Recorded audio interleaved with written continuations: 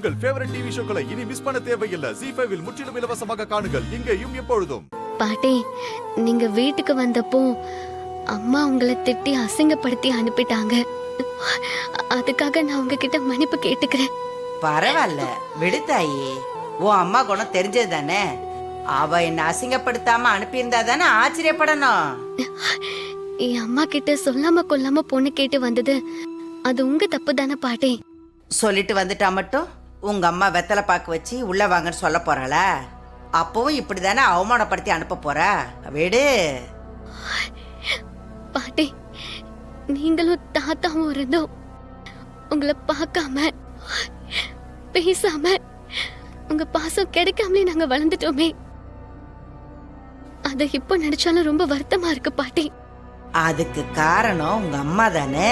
என்ன பண்றது, உங்க எல்லாரையும் வரவழைச்சு பக்கத்துல வச்சு பேசணும் பார்க்கணும்னு எங்களுக்கும் ஆசைதான். அதுக்கு நாங்க கொடுத்து வைக்கலையே தாயி. இல்ல பாட்டி, இனிமேலாச்சும் நம்ம அடிக்கடி பாப்போம் பேசுவோம் சந்தோஷமா இருப்போமே.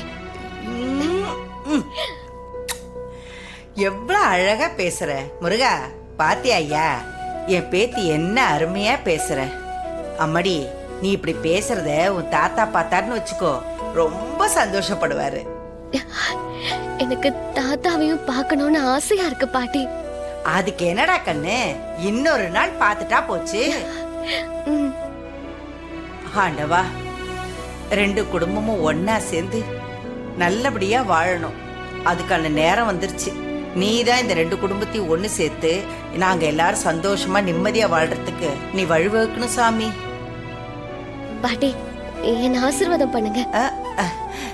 நீ நல்லா இரு தாயி. இந்தா.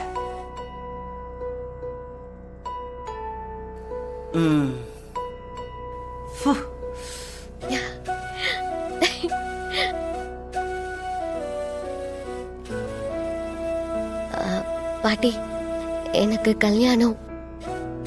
நீங்களும் தாத்தாவும் அவசியம் வந்து என்ன ஆசீர்வாதம் பண்ணணும்.